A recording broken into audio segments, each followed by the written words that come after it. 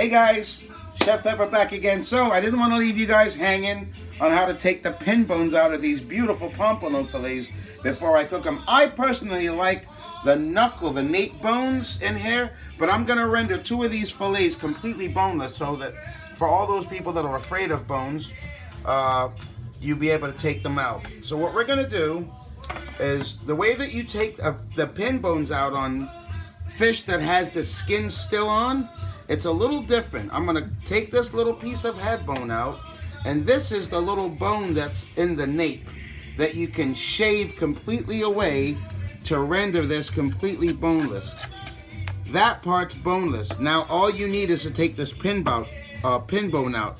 Most fillets have a little pin bone that runs just in a little V shape down the fillet, and if you want to leave the skin on and you want to take it, you kind of run your knife down the edges and then run it along the skin. Now I'm going to speak to you and commentate how I actually did this while I'm doing it on the next one so that you guys can see what it looks like. That's completely boneless now, guys. And you can always run your finger up and down to see when there are no bones left in it, and the skin is still intact on the other side for those who want to display it. This is completely boneless now, and this is completely boneless. We're going to do it with the other fillet. Keep your bones all to one side. So we're going to start out with the pin bones on this one. The pin bone runs to about right there, so that's where you want to start with the point of your knife and not running it all the way through. Just run it until you feel it running against that skin. And now you take it on that last cut you made and just kind of make a little bit of cut on the inside, and it pulls right up.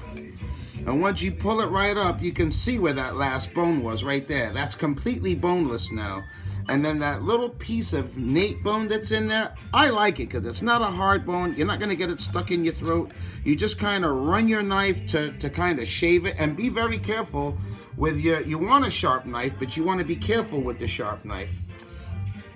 That's a little bit of where the gallbladder was resting against the fillet. So you want to shave that, because the gallbladder, it's usually yellow or green, and that doesn't mean that it's old. It just means that the bladder burst inside the fish. It wasn't gutted as soon as it was caught. I'm going to go ahead and take the pin bones out of these two too. I'm going to shave that little nape bone out of there so you guys can see me do that again. See, there's no bone in it. There's a tiny little piece of bone right there. I'm going to just cut that away. Your knife takes all the bones out. And the same thing, feel where the last one is, and that's where you start with the tip. You run it down on the other side of the bones, you can feel them, and then you run it right along the skin, and then you can pull it right back and it comes right out. That is completely boneless now, and it hasn't compromised the skin. We'll do the very last one. That one's already out of there as far as the nape bone, but this runs to about right there, just right there, and right there, and in one foul swoop you can just bam, pull that across.